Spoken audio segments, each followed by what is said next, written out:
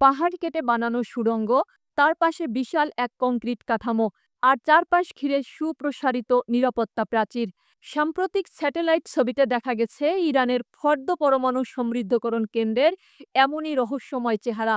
কোম শহরের কাছে অবস্থিত এই গোপন স্থাপনাটি মাটির নিচে প্রায় ৯০ মিটার গভীরে, যা ইসরায়েলের অত্যাধুনিক বোমার হাত থেকেও রক্ষা পেতে সক্ষম। ২০০৯ সালে বিশ্ববাসী প্রথম জানতে পারে ফর্দর অস্তিত্বের কথা। তখন থেকেই শুরু হয় জল্পনা, এটি কি কেবলমাত্র শান্তিপূর্ণ প্রকল্প, নাকি এর পিছনে লুকিয়ে আছে ভয়াবহ কোনো যুদ্ধ প্রস্তুতির ছায়া। ইসরায়েলি গোয়েন্দাদের চুরি করা গোপন নথিতে নাকি ফর্দর আসল উদ্দেশ্য স্পষ্ট: প্রতি বছর ১ বা ২টি পারমাণবিক বোমা তৈরি করার মতো ইউরেনিয়াম উৎপাদন।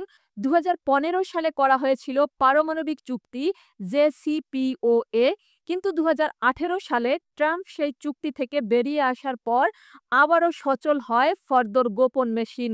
আজ আন্তর্জাতিক আণবিক শক্তি সংস্থা বলছে ফর্দতে ৬০% পর্যন্ত সমৃদ্ধ ইউরেনিয়াম উৎপাদন হচ্ছে।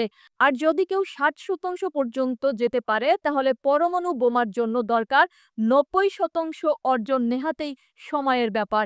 বিশেষজ্ঞরা হিসাব কষে বলেছেন, মাত্র ৩ সপ্তাহে ফর্দ তৈরি করতে পারে ৯টি পারমাণবিক বোমার উপযোগী ইউরেনিয়াম।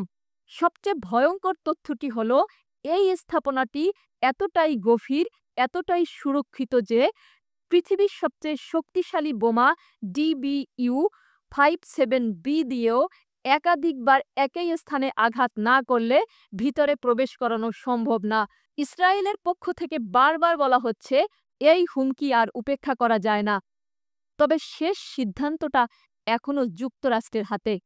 বিশ্ব কি তাহলে ধীরে ধীরে এগোচ্ছে এক ভয়াবহ পরমাণু সংঘাতের দিকে? ফর্দর অন্ধকার সুড়ঙ্গের ভিতর কি লুকিয়ে আছে তৃতীয় বিশ্বযুদ্ধের বীজ? জানতে চাইলে সাবস্ক্রাইব করুন, শেয়ার করুন আর কমেন্টে জানান আপনার মতামত।